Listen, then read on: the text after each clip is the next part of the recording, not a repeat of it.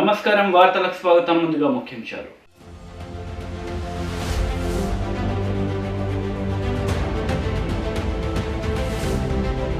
నీ బెదిరింపులకు భయపడం MLA Shakeel BJP నేతల హెచ్చరిక.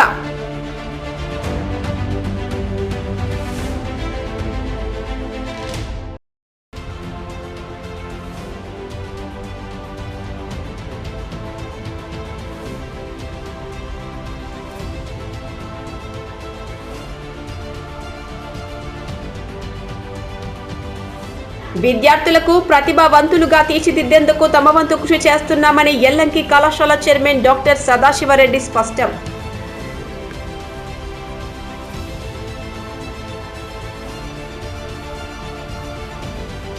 రెండు డోసుల కరోనా టీకా తీసుకున్న మాస్క్ తప్పనిసరిగా పెట్టుకోవాలని సూచించారు రాష్ట్ర governor Tamilisai. Appeal the people not to be careless, even though if you have taken the vaccination, you have to be very careful and you have to wear mask. Even though you take vaccination, you have to wear the mask, and we are going to celebrate our new year. So be very cautious in celebrating the new year, and I congratulate the doctors, the ASHA workers, the staff nurse and the government health department and the local administration, everyone, all the officers who are involved and the vaccination in charge. And I believe the ASHA workers are going house to house and the local administration is helping them. Collector is here and all the doctors are here and the paramedics are here, ASHA workers are here. So I am very happy and I want the states to be very safe. And during the celebrations, please don't avoid the mask. Please maintain social distancing and be careful, and let the 2022 a healthy and happy year for all of us. I wish all a very happy new year, and I appeal all our media friends to create more awareness among the people. Thank you so much. Thank you. 8 ఏళ్లలో తెలంగాణ రాష్ట్రం అద్భుత ప్రగతి సాధించింది. సంక్షేమ రంగంపై 50,000 కోట్ల రూపాయలు ఖర్చు పెట్టిన రాష్ట్రం దేశంలో మరొకటి లేదని ఎమ్మెల్సీ కడియం శ్రీహరి అన్నారు. అభివృద్ధికి సహకరించాల్సిన బీజేపీ నాయకులు మోకాళ్ళు అడ్డుపడుతున్నారని మండిపడ్డారు.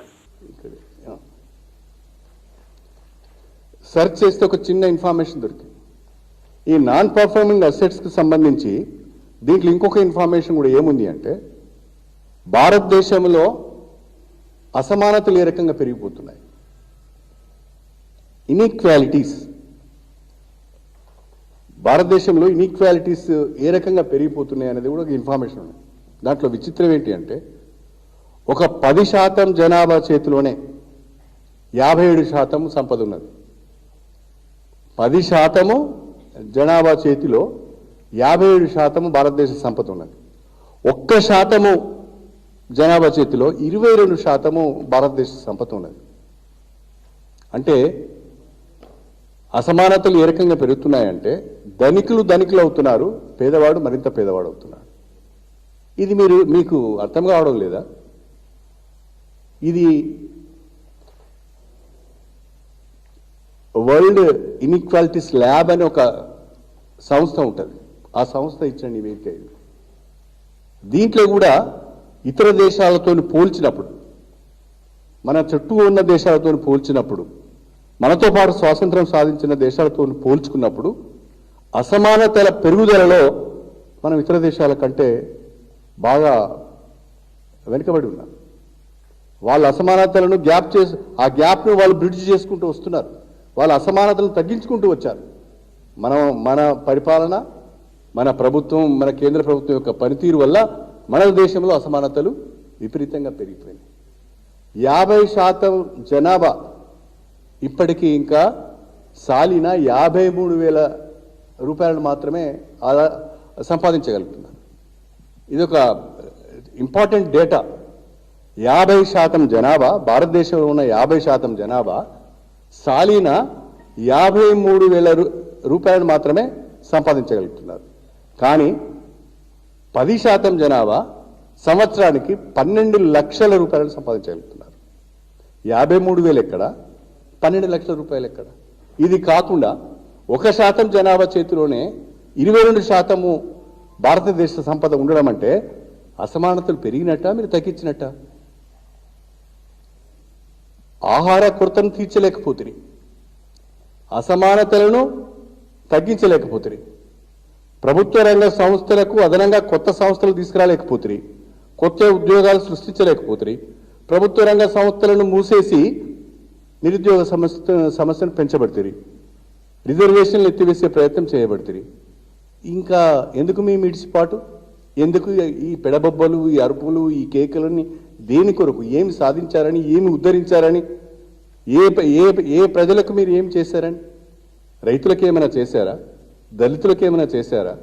పోనీ నరేంద్ర మోడీ గారు కొత్త విధానాన్ని ఎంచుకున్నాడు. ఏ రాష్ట్రంలో ఎన్నికలు ఉంటే ఆ రాష్ట్రానికి ఒక ప్యాకేజ్ ఇస్తారు. కేంద్రంలో ఉన్న నరేంద్ర మోడీ ప్రభుత్వము ఏ రాష్ట్రంలో ఎన్నికలు వస్తాయో ఆ రాష్ట్రంలో ఒక ప్యాకేజ్, తమిళనాడుకు ఒక ప్యాకేజ్, వెస్ట్ బెంగాల్కు ఒక ప్యాకేజ్, ఇప్పుడు యూపీలో ఒక ప్యాకేజ్. ప్యాకేజీలు ఇచ్చి మీరు ఏమైనా గెలుస్తున్నారా? ప్రజలు మీకు ఏమైనా ఓట్లు ఇస్తున్నారా? 2018లో రెండవసారి నరేంద్ర మోడీ గారు అధికారంలోకి వచ్చిన తర్వాత అనేక రాష్ట్రాల్లో ఎన్నికలు జరిగినాయి. అనేక రాష్ట్రాల్లో చాలా ఘోరంగా ఓడిపోయింది భారతీయ జనతా పార్టీ. మహారాష్ట్రలో దెబ్బతింటిరి, కర్ణాటకలో దెబ్బతింటిరి, మధ్యప్రదేశ్లో దెబ్బతింటిరి, రాజస్థాన్లో దెబ్బతింటిరి, ఛత్తీస్గఢ్లో దెబ్బతింటిరి, జార్ఖండ్లో దెబ్బతింటిరి, తమిళనాడులో దెబ్బతింటిరి, వెస్ట్ బెంగాల్ అనేమో మూతి ముక్కు బలిగిపోయాయి. 1000 కోట్ల రూపాయలు వెస్ట్ బెంగాల్లో ఖర్చు పెట్టినా అధికారంలోకి రాలేకపోతుంది. కానీ దొడ్డిదారిన అధికారాన్ని అడ్డం పెట్టుకొని ప్రజాస్వామ్యబద్ధంగా ఎన్నికైన ప్రభుత్వాలను కూలగొట్టి కర్ణాటకలో, అదేవిధంగా మధ్యప్రదేశ్లో అధికారంలోకి వస్తుంది. రేపు యూపీలో ఎన్నికలు జరగబోతున్నాయి, పంజాబ్లో ఎన్నికలు జరగబోతున్నాయి. నేను ఇవాళ చెప్తున్నా, యూపీలో అఖిలేష్ దెబ్బకు నరేంద్ర మోడీ మూతి ముక్కు బలుగుడు ఖాయం, అమిత్ షా కాలు చేతులు ఇరుడు ఖాయం. ఎన్నికలు అయిన తర్వాత ఇద్దరు కూడా వచ్చి హాస్పిటల్ జాయిన్ కావాల్సిందే. యూపీలో సమాజ్వాదీ పార్టీ అఖిలేష్ యాదవ్ నాయకత్వంలో అధికారంలోకి రాబోతున్నది. అదేవిధంగా పంజాబ్లో ఆప్ దెబ్బకు విలవిలలాడిపోతున్నది భారతీయ జనతా పార్టీ. నిన్ననే రిజల్ట్స్ చూసినాం. చండీగఢ్ కార్పొరేషన్ ఎన్నికలలో భారతీయ జనతా పార్టీ కంటే ఎక్కువ సీట్లు ఆప్కి వచ్చాయి.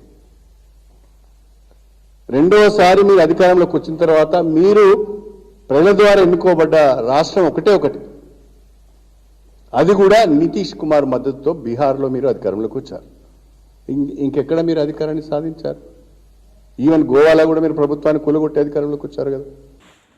విద్యార్థులలో అంతర్గతంగా దాగి ఉన్న సృజనాత్మక శక్తిని వెలికితీసి వారిని ప్రతిభావంతులుగా తీర్చిదిద్దేందుకు తమ వంతు కృషి చేస్తున్నామని ఎల్లంకి కళాశాల చైర్మన్ డాక్టర్ సదాశివరెడ్డి అన్నారు.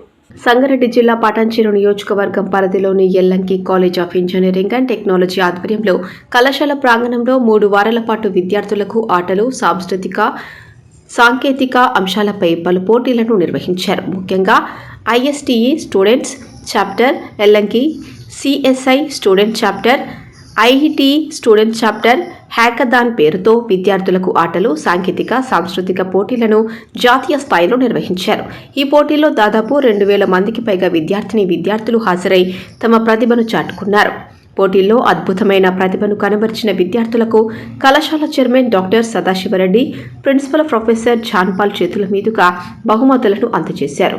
ఈ సందర్భంగా ఎల్ఎంకి college of engineering and technology chairman doctor Sadasivareddy మాట్లాడుతూ విద్యార్థుల్లో అంతర్గతంగా దాగి ఉన్న సృజనాత్మక శక్తిని వెలికితీసి వారిని ప్రతిభావంతులుగా తీర్చిదిద్దేందుకు కృషి చేస్తున్నామని తెలిపారు. ఈ కార్యక్రమంలో కళాశాల principal professor John Paul, secretary Dayakar Reddy, Sai Kiran, Sanjeevareddy, కళాశాల సిబ్బంది పాల్గొన్నారు. ఇంజనీరింగ్ కాలేజ్లో సిన్స్ 4 years అనేక ప్రోగ్రామ్స్ లైక్ చాప్టర్స్ అండి, ఇంజనీరింగ్ స్టూడెంట్స్ చాప్టర్స్ ఉంటాయి. ఇది ఒక డిపార్ట్మెంట్ చాప్టర్స్ ఉంటాయి. ఐఈటీ అంటే ఇండియన్ ఎలక్ట్రానిక్స్ ఇన్స్టిట్యూట్ చాప్టర్, అది ఒక స్టూడెంట్స్ మెంబర్షిప్ ఉంటుంది. 200 members 300 members స్టూడెంట్స్. అది ఆల్ ఇండియా లెవెల్లో మెంబర్షిప్ ఉంటుంది. వరల్డ్ వైజ్ ప్రోగ్రామ్స్ కనెక్ట్ చేస్తారు. చేసినప్పుడు వాళ్ళకు ఎవ్రీ ఇయర్ ఎండింగ్లో కాంపిటీషన్స్ ఉంటాయి. క్విజ్ కాంపిటీషన్స్ కానీ, డిబేట్స్ కాంపిటీషన్ కానీ ఉంది. Then after connecting cultural programs also, even at a department wise, that is computer science for 2 days, electronics and electrical 2 days, mechanical civil department mixing చేసుకుంటూ చేస్తాము. అదేమో IST అంటారు, ఇదేమో ఐఈటీ అంటారు, కంప్యూటర్ సైన్స్ ఐసిఎస్సి అంటారు. These are chapters written by they elevate this knowledge students. దీంతో వాళ్ళకు అవకాశాలు బయటకు వాళ్ళు చదువుకోవాలన్నా ఇంకేం చేయాలన్నా కానీ గుర్తింపు వస్తుంది. దీనికోసం కాలేజ్ యొక్క బాధ్యత ఏంటంటే ఎవ్రీ ఇయర్ కండక్ట్ చేస్తారు ప్రోగ్రామ్స్ చేసి వీళ్ళకి అవార్డ్స్ ఇస్తుంది. Medals give medals, first second medals, అది డిబేట్స్లో ద గవర్నమెంట్ గివ్ సర్టిఫికేట్, అది ఇవన్నీ గవర్నమెంట్ రికగ్నైజ్. సో దీంతో ఏమైందంటే పిల్లలకు ఎలివేషన్ అవుతుంది. అపార్ట్ ఫ్రమ్ దీస్ అకాడమిక్స్, ఇది రెగ్యులర్ ఎగ్జామ్స్ కాకుండా వాళ్ళు ఎక్కడ పోయినా కానీ వాళ్ళు అడుగుతారు, అది నువ్వు ఎక్కడ పార్టిసిపేట్ అయినావు, ఎన్నింటిలో ప్రోగ్రామ్స్ పార్టిసిపేట్ అయినావు అని చెప్తే వాళ్ళకు మార్క్స్ ఉంటాయి. ఇది పిల్లలు ఇది ఎంప్లాయ్మెంట్, జాబ్, ఇవన్నీ ప్రమోషన్, వాళ్ళ జాబ్ రావడానికి ఎక్కువ అవకాశాలు ఉంటాయి. దీని వల్ల నాలెడ్జ్ కూడా పెరుగుతుంది, ఎందుకంటే the will meet various students. ఈ మధ్య ఏంటంటే ఇది ఆన్లైన్లో కూడా అయిపోయింది ప్రోగ్రామ్స్. దీనిలో ఆన్లైన్ ఆఫ్లైన్ రెండు ఉంటాయి. ఆన్లైన్లో కూడా దే కెన్ పార్టిసిపేట్. ఇది ప్రోగ్రామ్స్ పార్టిసిపేట్ అయినప్పుడు స్టూడెంట్స్కు తెలిసిపోతుంది ఏం లేదు మనం ఎక్కడ ఉన్నాం. ఇప్పుడు ఐఐటి స్టూడెంట్స్ వస్తారు, ఇంకా ఈ చాప్టర్ కదా, ఐఐటి చాప్టర్ కానీ ఐఎస్సి చాప్టర్ కానీ వాళ్ళకు గుర్తింపు వస్తుంది. They participate so many events. అందుకే పిల్లలు ఇంట్రెస్ట్ క్రియేట్ చేయాలి. మన బాధ్యత కూడా ఏంటంటే మన కాలేజ్ మేనేజ్మెంట్ బాధ్యత అంటే ప్రిన్సిపాల్ కానీ స్టాఫ్ కానీ వాళ్ళు చెప్పాలి, మనం ఇంత ఉంటుంది అని చెప్తేనే వాళ్ళకి తెలుస్తుంది కదా. Unless until we won't motivate, they won't come out. మనం ఎక్కువగా టాలెంట్ బయట చేయాలంటే వాళ్ళకి అవకాశం ఇవ్వాలి, ప్లాట్ఫామ్ ఇవ్వాలి. ఆ ప్లాట్ఫామ్ మేము క్రియేట్ చేస్తూ ఉంటాం. అది సో పోయి నెక్స్ట్ జనవరిలో వీళ్ళు పోయింది కనెక్ట్ యాన్యువల్ డే, అప్పుడు సర్వీసెస్ పెద్దగా ఉంటాయి. Call you discuss with you. ఇంకేం చేస్తాం మీరు కూడా చెప్పాలి, అది జర్నలిస్ట్గా మీకు కూడా మీ అభిప్రాయం చెప్పాలి. అది మన పడించడంలో ఏం అవసరం ఉంది, పిల్లలకి ఏంటి, ఎడ్యుకేట్ ఎట్లా కావాలి. ఎవ్రీబడి ఎలాంటి కల్చరల్స్ ప్రోగ్రామ్ పెడతారు సార్? ప్రోగ్రామ్ అంటే ఈవెంట్ కల్చర్ ప్రోగ్రామ్ అంటే traditional culture programs, games, traditional culture programs, games కూడా గేమ్స్ అంటే కదా, గేమ్స్, కల్చర్ ప్రోగ్రామ్స్, క్విజెస్. అప్పుడు టాప్ పీపుల్ కమ్యూనిటీ ఎన్ఐటీ కదా, సెంట్రల్ యూనివర్సిటీ కదా తీసుకుంటారు ప్రోగ్రామ్. మినిస్టర్ కూడా రావచ్చు, మినిస్టర్ కూడా రావచ్చు. మేము ప్లానింగ్ చేస్తాం. నిజామాబాద్ జిల్లా పాల్కొండ నియోజకవర్గం డోన్కల్ గ్రామం వేల్పూర్ సంజీవ్ రెడ్డి రాష్ట్ర విత్తన పరిశోధన ధృవీకరణ డైరెక్టర్ పదవి బాధ్యతలు సక్రమంగా నిర్వహిస్తానని తనకు సహకరించిన నాయకులకు మంత్రి వేముల ప్రశాంత్ రెడ్డికి కృతజ్ఞతలు తెలిపారు. రైతులకు నాణ్యమైన విత్తనాలు అందించడమే నా లక్ష్యమన్నారు. నేను గతంలో సుమారు 40 సంవత్సరాల నుంచి రాజకీయంలో కొనసాగుతున్నాను. 1988లో సర్పంచ్గా అప్పుడు ఈ గ్రామ తరఫున నన్ను ఎన్నుకున్నారు.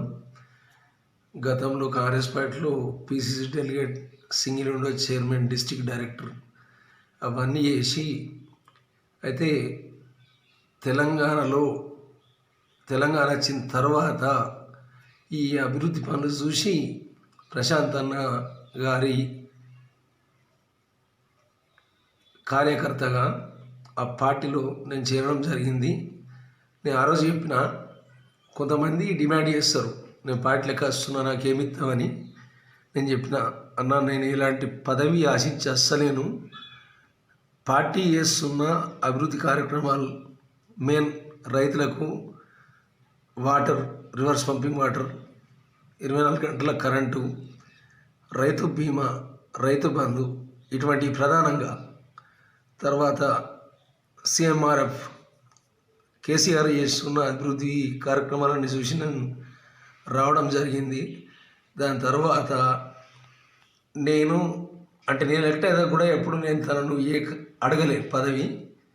ఇంత కష్టపడి నియమించిన అన్న ప్రశాంత్ రెడ్డి గారు, అలాగే కవితక్క గారు, వాళ్ళకు నేను ధన్యవాదాలు తెలుపుతున్నాను.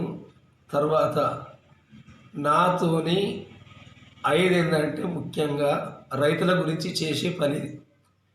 ఎక్కడ కానీ రైతులకు సీడ్ సర్టిఫికేషన్ అనే దాంట్లో ఇబ్బంది రాకూడదని చెప్పి కంపెనీ వాళ్ళు కూడా వాళ్ళు సరైన ప్రాసెసింగ్ చేసి సరైన విత్తనాలు సప్లై చేసి మనకు ఏదైతే ఉందో స్టేట్ లెవెల్లో మేము వచ్చిన సందర్భంలో మంచి పేరు రావాలని చెప్పి బీజేపీ నిజామాబాద్ ఎంపీ అరవింద్పై చేసిన వ్యాఖ్యలు ఖండిస్తూ ఎమ్మెల్యే షకీల్పై విరుచుకుపడ్డారు మేడపాటి ప్రకాష్ రెడ్డి. ఇటు టీఆర్ఎస్ నేతలు కూడా మేడపాటిపై మండిపడుతూ క్షమాపణ చెప్పాలని డిమాండ్ చేశారు. జై శ్రీరామ్. నిన్న ఏదైతే ఎమ్మెల్యే షకీల్ గౌరవ ఎంపీ అరవింద్పై అనుచిత వ్యాఖ్యలు చేశారు, నోటికి వచ్చినట్టు మాట్లాడారు, దాన్ని తీవ్రంగా ఖండిస్తున్నాం. అంతేకాకుండా టీఆర్ఎస్ మొత్తం ఒక ఫ్రస్ట్రేషన్లోకి వెళ్ళిపోయి నోటికి వచ్చినట్టు మాట్లాడుతున్నారు.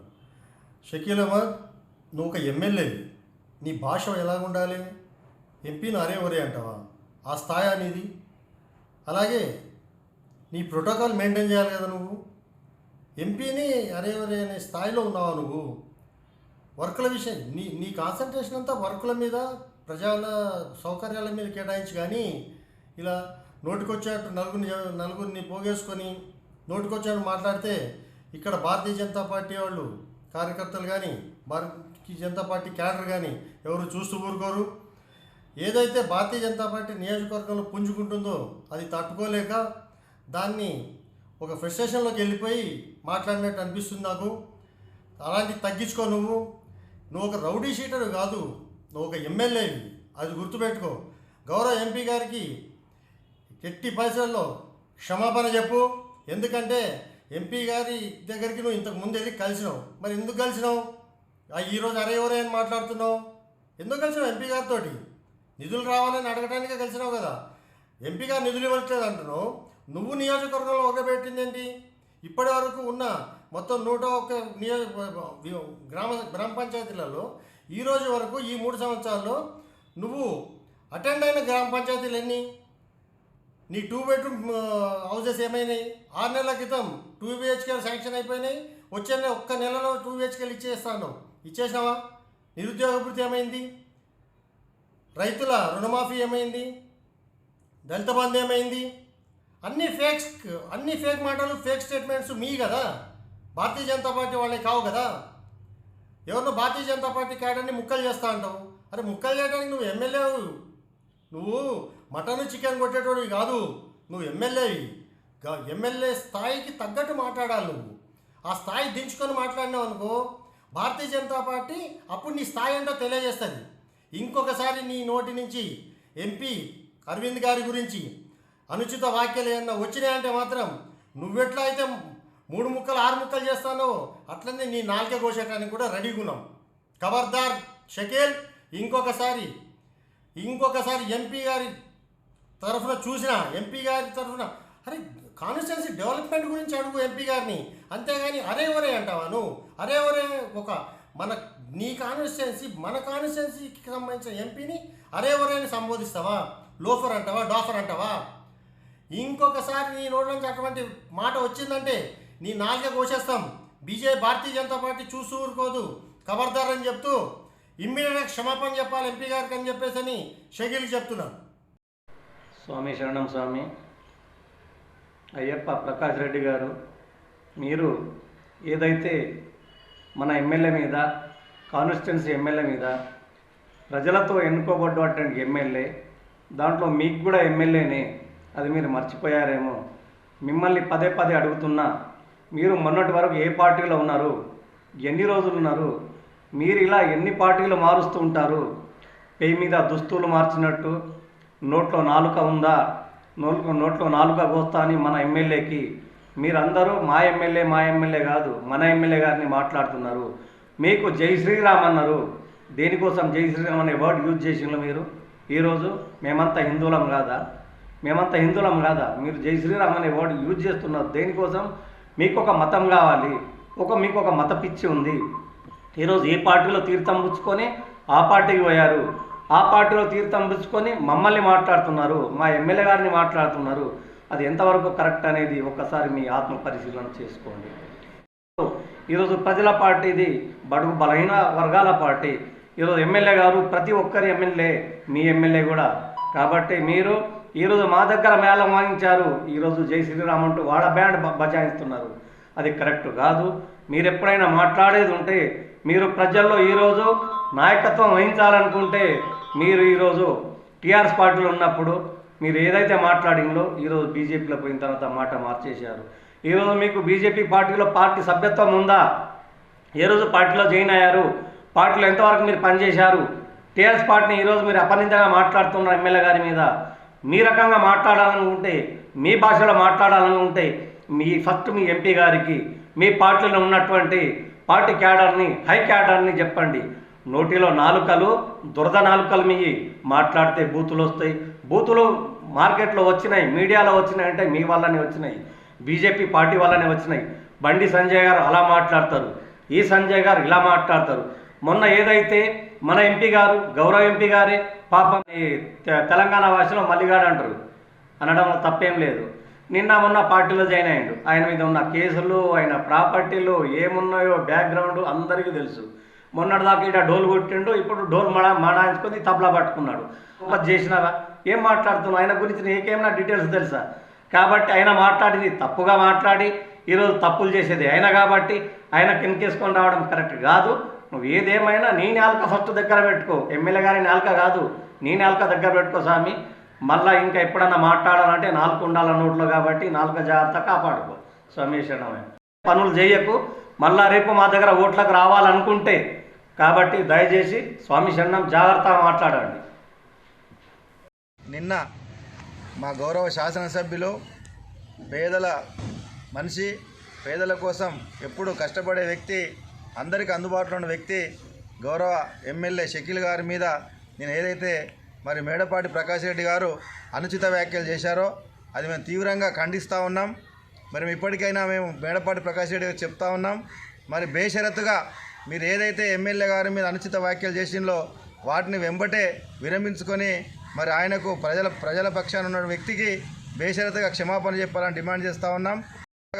రోజుకొక పార్టీ మారుస్తూ, రోజుకో కండువా మారుస్తూ ప్రజల పక్షాన ఉండాల్సింది పోయి మీరు ఒక మంచి చేసే వ్యక్తి మీద మరి ఇటువంటి అనుచిత వ్యాఖ్యలు చేయడం అది మీ రాజకీయ పరిపక్వతకు మరి నిదర్శనం అని చెప్తా ఉన్నాం.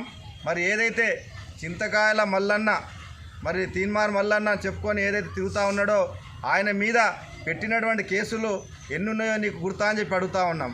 ఈరోజు బీజేపీ పార్టీలో ఉంటూ బీజేపీ మెప్పు పొందుకోవడం కొరకు మాత్రమే ఈరోజు అనుచిత వ్యాఖ్యలు చేస్తూ ఉన్నారు. నేను ఇప్పటికైనా మా ఎమ్మెల్యే గారిని చేసినటువంటి ఆరోపణలు తీసుకోకపోతే మేము మా ఎమ్మెల్యే గారు నాలుక మీరు ఏం కోస్తారు కానీ మీ మెడలు మేము వంచాల్సిన అవసరం వస్తుంది. తప్పకుండా మరి ఆ పరిస్థితి తీసుకురావడానికి కారకులు మీరే. మీ భాష, మీ పార్టీ భాష, మీ ఎంపీ గారి భాష, మీ ఏదైతే రాష్ట్ర పార్టీ అధ్యక్షుల గారి భాష ముందు తీరు మార్చుకోమని చెప్పండి. మా ఎమ్మెల్యే గారు చేసిన దాంట్లో పూర్తిగా నిజం ఉంది, నిజం మాట్లాడిండు. గౌరవ కేటీఆర్ గారి కుమారుడైనటువంటి హిమాన్షి మీద, ఒక చిన్న పిల్లగాడి మీద రాజకీయాలు చేసే పరిస్థితికి వచ్చిందంటే మీ పార్టీ మీరు ఎక్కడ దిగజారుతుందో ఒకసారి ఆలోచించుకోండి. మరి ఇప్పటికైనా మేము మేడపాటి ప్రకాష్ రెడ్డి గారిని డిమాండ్ చేస్తూ ఉన్నాం, మీరు చేసినటువంటి అనుచిత వ్యాఖ్యల్ని ఎంబటే మరి వెనుక తీసుకోవాలని చెప్పని కోరుతా ఉన్నాం. కామారెడ్డి జిల్లా సూపరింటెండెంట్ ఆఫ్ పోలీస్గా బాధ్యతలు తీసుకున్న నూతన ఎస్పీ బి శ్రీనివాస్ రెడ్డికి సమాచార హక్కు చట్టం పరిరక్షణ కమిటీ కామారెడ్డి జిల్లా ప్రతినిధులు మరియు రాష్ట్ర అధ్యక్షులు ఎం రాజన్న, రాష్ట్ర డైరెక్టర్ సలీం శాలువతో మరియు పూల బొకేతో స్వాగతం పలికారు. కొత్తగా వచ్చిన కామారెడ్డి ఎస్పీ గారికి స్వాగతం పలికిన సహచట్ట పరిరక్షణ కమిటీ సభ్యులు ఇటీవల కామారెడ్డి జిల్లా సూపరింటెండెంట్ ఆఫ్ పోలీస్గా బాధ్యతలు తీసుకున్న నూతన ఎస్పీ శ్రీ బి శ్రీనివాస్ రెడ్డి గారికి సమాచార హక్కు చట్టం పరిరక్షణ కమిటీ కామారెడ్డి జిల్లా ప్రతినిధులు మరియు రాష్ట్ర అధ్యక్షులు ఎం రాజన్న, రాష్ట్ర డైరెక్టర్ సలీం గారు శాలువాలతో మరియు పూల బొకేలతో స్వాగతం పలికారు. ఈ సందర్భంగా ఎస్పీ గారు సమాచార హక్కు చట్టం 2005 అమలు విషయంపై ప్రజల్లో అవగాహన పెంపొందించుకున్నారు. ప్రతినిధులు అందరికీ అభినందనలు తెలియజేశారు.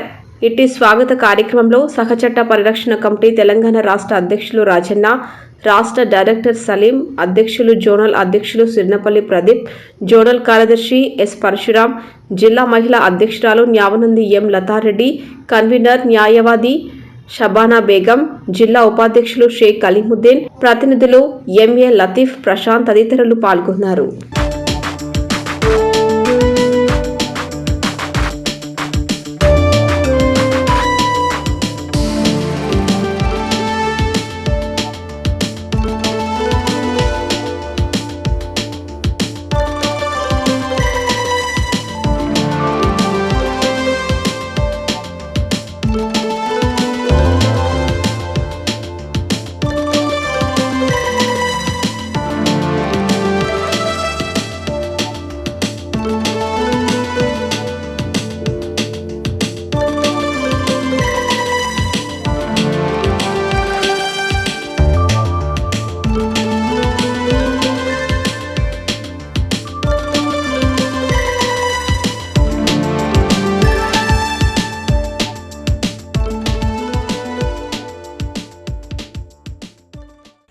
నీ బెదిరింపులకు భయపడం ఎమ్మెల్యే షకీల్ అంటూ బీజేపీ బోధన్ నియోజకవర్గ నాయకులు నరసింహారెడ్డి, అడ్లూరు శ్రీనివాస్, లోలపు కిషోర్ మీడియా సమావేశంలో హెచ్చరించారు.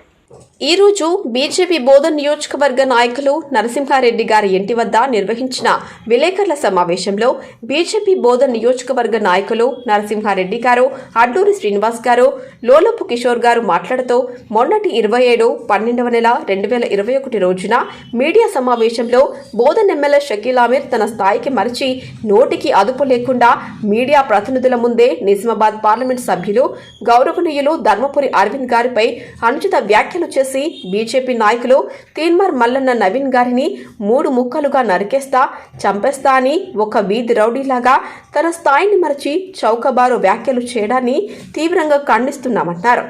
అభివృద్ధి మీద ప్రశ్నిస్తే బెదిరింపుల దాడులు చేస్తామంటారా? ప్రజాస్వామ్యం దేశంలో ప్రశ్నిస్తే దాడులు చేస్తామంటే నడవదు. ఎమ్మెల్యే షకీల్ మొన్న జరిగిన హుజూరాబాద్ ఉప ఎన్నికల్లో ఓటమి తర్వాత తెలంగాణ రాష్ట్రంలో రాజకీయ ముఖచిత్రం మారడం జరిగింది. దానిలో భాగంగానే కేసీఆర్కు బండి సంజయ్ అంటే భయం, ఎమ్మెల్యేలు, మంత్రులకు బీజేపీ ఎంపీలు, నాయకులు అంటే భయం ఏర్పడింది. ప్రపంచంలో అతిపెద్ద ప్రజాస్వామ్య దేశమైన భారతదేశంలో బ్రతుకుతున్నాము.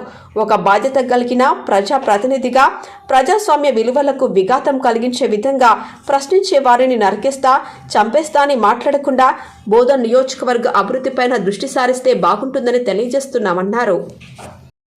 మొన్న గౌరవ ఎమ్మెల్యే గారు బీజేపీ నాయకులపైన మరియు కార్యకర్తల మీద అనుచిత వ్యాఖ్యలను తీవ్రంగా బీజేపీ ఖండిస్తుంది.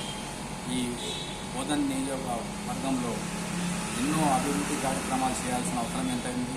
గత 7 సంవత్సరాల నుంచి మేము సిద్ధంగా ఉన్నాం. ఎన్ని కార్యక్రమాలు చేసినారు, ఎన్ని అభివృద్ధి కార్యక్రమాలు చేసినారు, నిధులు ఎన్ని తెచ్చినారు, నియామకాలు ఎన్ని వచ్చినాయి. మన పక్కన బాన్స్వాడ చూడండి, లేకుంటే అక్కడ నిజామాబాద్ అర్బన్ చూడండి. అలాంటి కార్యక్రమాలు చేయాలి కానీ, డెవలప్మెంట్ చేయాలి కానీ, మన స్వార్థం కోసం ఏదో అనుచిత వ్యాఖ్యలు చేసిన మల్లన్న పైన కానీ, మా గౌరవ ఎంపీ అరవింద్ పైన కానీ, మా నాయకుల పైన ఎలాంటి వ్యాఖ్యలు చేసినా ఇక ముందు సహించరు బోధన ప్రజలు. మరియు మొన్ననే మనకు వరదలు వచ్చినాయి, మీరు చూసే ఉంటారు. ఇక్కడ కండగాం, కొప్పర్గా నుంచి, హంగర్గా నుంచి నీలా అక్కడ వరకు చేసిన కార్యక్రమాలు ఒక్కసారి కూడా విజిట్ చేయలే ఎమ్మెల్యే గారు. దయచేసి ఇటువంటి కార్యక్రమాలు మనం పోయి వాళ్ళకి హెల్ప్ చేయాలి. మరి పోయినా ఎన్ని ఫండ్స్ తెచ్చారు వాళ్ళ, ఇప్పుడు అన్ని నీట మునిగి సోయాబీన్ కానీ వరి మొత్తం మునిగిపోయింది. వాళ్ళకు ఎలాంటి నష్టపరిహారం ఇవ్వలేదు ఇప్పటిదాకా. వాళ్ళు ఎన్నిసార్లు మన తహసీల్దార్ దగ్గర కానీ, మన ఆర్డీఓ గారి దగ్గర మొరబెట్టుకున్నారు, ఇప్పటిదాకా ఒక రూపాయి కూడా రాలేదు. అదే మాదిరిగా మన ఏదైతే సెంట్రల్ గవర్నమెంట్ ఊరుబడికి మన ఎడపల్లి స్కీమ్ ఉందో 100 కోట్లలో ఇప్పటిదాకా 30 నుంచి 40 లక్షలు ఖర్చు చేయడం జరిగింది. అవన్నీ ఈ కోటి రూపాయలు 100 కోట్లు ఎట్లా ఖర్చు పెట్టాలని ఆలోచించాలి. అదే మనం చెప్పేది ఏంటంటే ఎప్పటికైనా అభివృద్ధి కోసమే పాటుపడాలి కానీ ఇలాంటి వ్యాఖ్యలు చేయడం నర్తా చెరుతా కాదు. ఈ ప్రజలు మాత్రం, బోధన్ ప్రజలు మాత్రం ఎప్పుడు కూడా సహించరు, చాలా ఆలోచిస్తున్నారు. ఇటువంటి ఎమ్మెల్యే పదాలు వెనుక తీసుకోవాలి. మళ్ళీ భారతీయ జనతా పార్టీ నాయకులపైన ఏదైతే అనుచిత వ్యాఖ్యలు చేసిందో అవన్నిటికీ క్షమాపణ చెప్పాల్సిన అవసరం ఎంతైంది. అదే మాదిరిగా మనం 10,000 నుంచి 10 లక్షల వాళ్ళకి ఏదైతే మన స్కీమ్స్ ఉన్నాయి సెంట్రల్ గవర్నమెంట్ ముద్రా స్కీమ్స్, ప్రతి ఒక ఏదైతే క్యాస్ట్ కాక, కమ్యూనిటీ కాక, ప్రతి కార్యకర్త ఎవడైతే అక్కడ లోన్ అప్లై చేయడము, అందరికీ అందుబాటులో ఉండి బ్యాంకులలో రుణాలు ఇవ్వడం, ఏది సెంట్రల్ గవర్నమెంట్ ఫండ్సే కదా. మీరు చేసిన ఫండ్స్ ఎక్కడున్నాయి? మీరు చేసిన కార్యక్రమాల అభివృద్ధి ఎక్కడున్నాయి? మా రాష్ట్రంలో ప్రభుత్వంలో ఒక నిధులు ఇవ్వలేదు. అందరు ఎమ్మెల్యేలు కూడా వాళ్ళే చెప్తున్నారు. కానీ మీరు సెంట్రల్ నుంచి కష్టపడి ఒక టీం పోయి అక్కడి నుంచి ఢిల్లీకి పోయి మోడీ గారిని, అమిత్ షా గారిని, మా కిషన్ రెడ్డి గారి టీంతో పోయి మన ఎమ్మెల్యే గారికి కూడా రిక్వెస్ట్ చేయడం జరిగింది. నేను అరే మీరు రండి, మేము అంతా డెవలప్మెంట్ కోసం కొన్ని కోట్లు ఇప్పిస్తాం, మీరు రండి అంటే అట్లా కాదు, వాళ్ళకి చేయమన్నమాట. ఎందుకంటే ఈ డెవలప్మెంట్ వేస్తే వాళ్ళ దగ్గరికి ఎందుకు పోవాలి? మీ దగ్గర ఫండ్సే లేవు, సెంట్రల్ గవర్నమెంట్ తెచ్చుకోవాల్సిందే కదా. అలాంటి కార్యక్రమాలు చేస్తే మేము కూడా మీతో సహకరిస్తాం, రెడీ ఉన్నాం.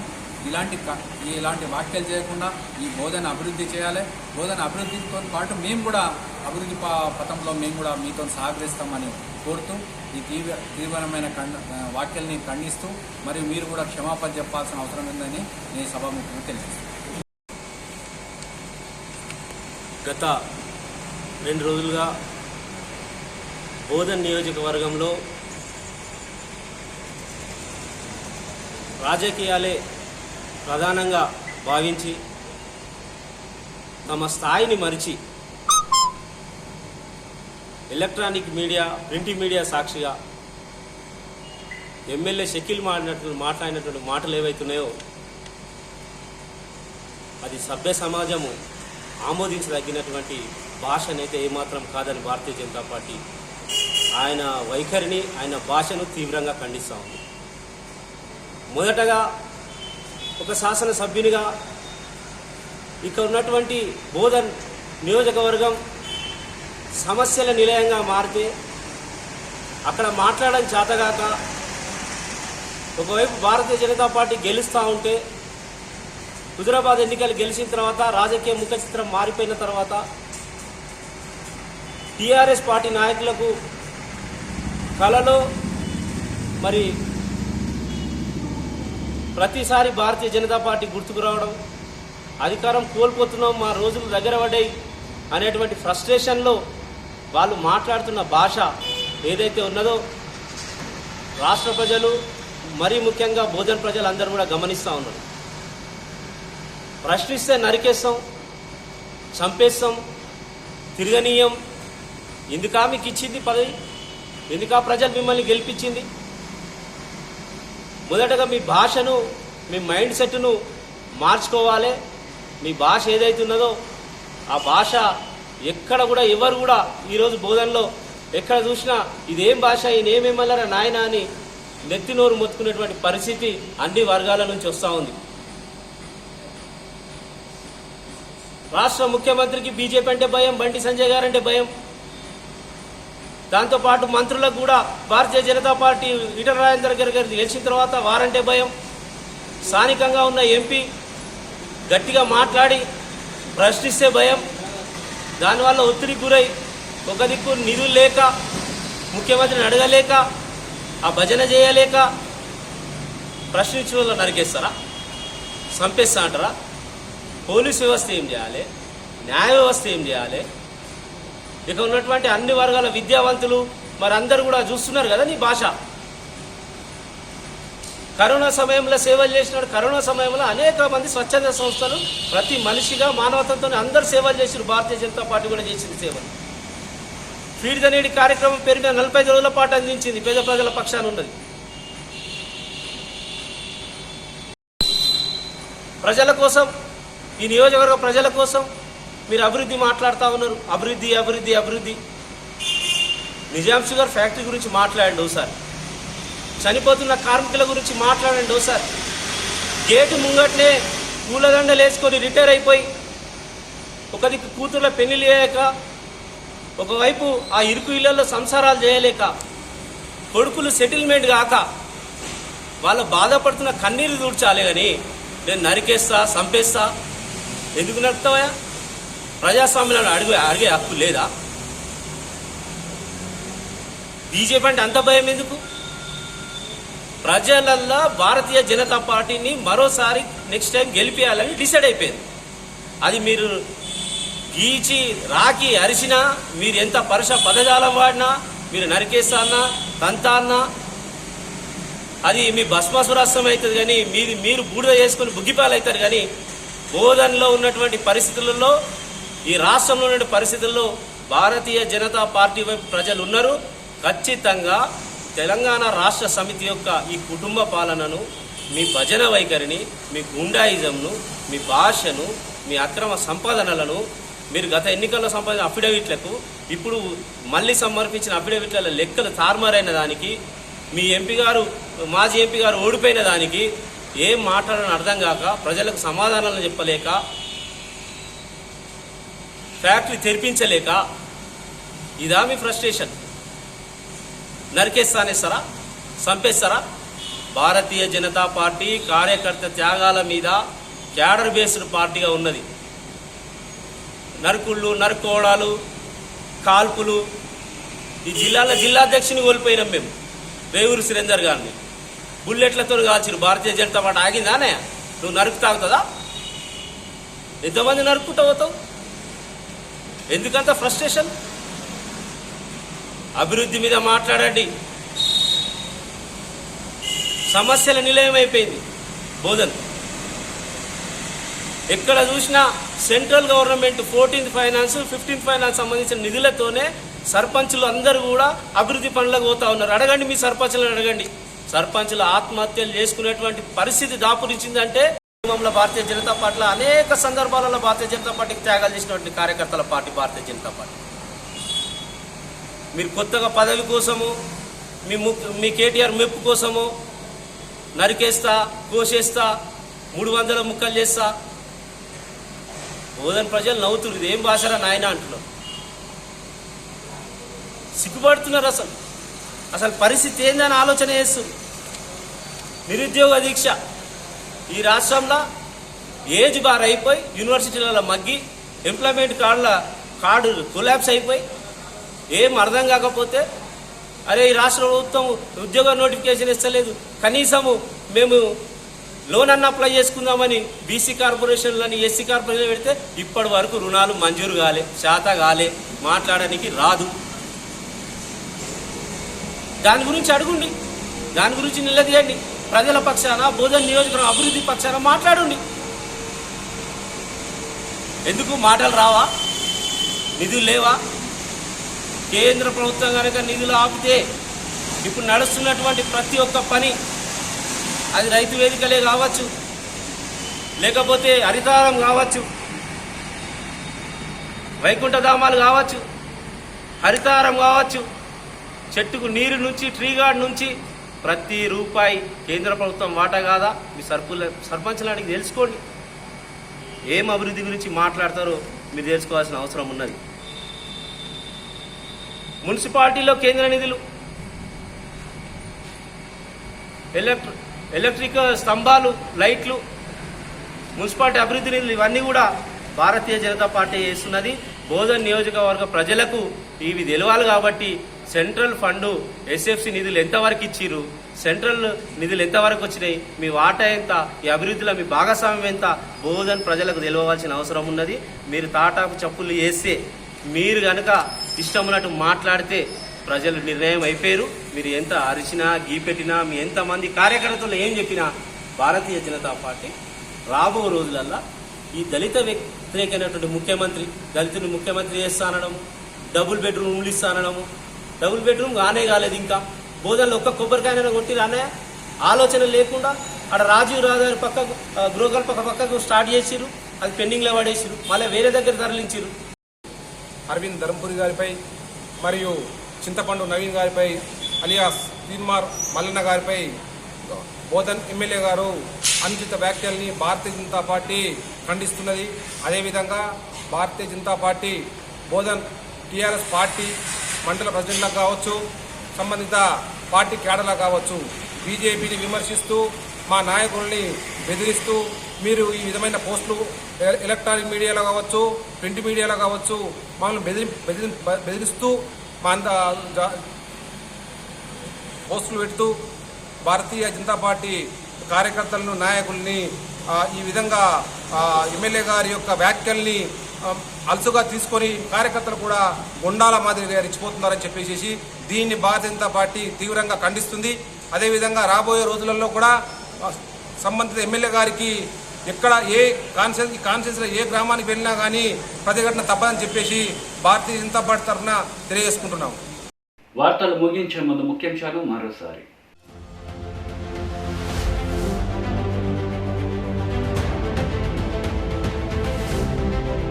నీ బెదిరింపులకు భయపడం, ఎమ్మెల్యే షకీల్ బీజేపీ నేతల హెచ్చరిక.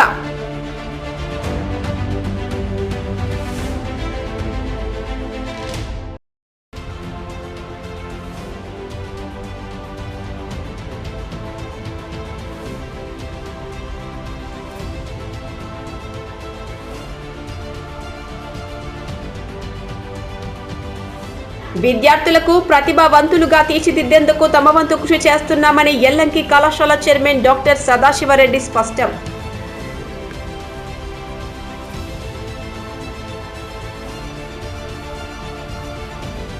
ఈ వార్తలు ఇంతటితో సమాప్తం. తిరిగి ప్రసారమయ్యే వార్తలు మళ్ళీ కలుద్దాం. అంతవరకు సెలవు. నమస్తే.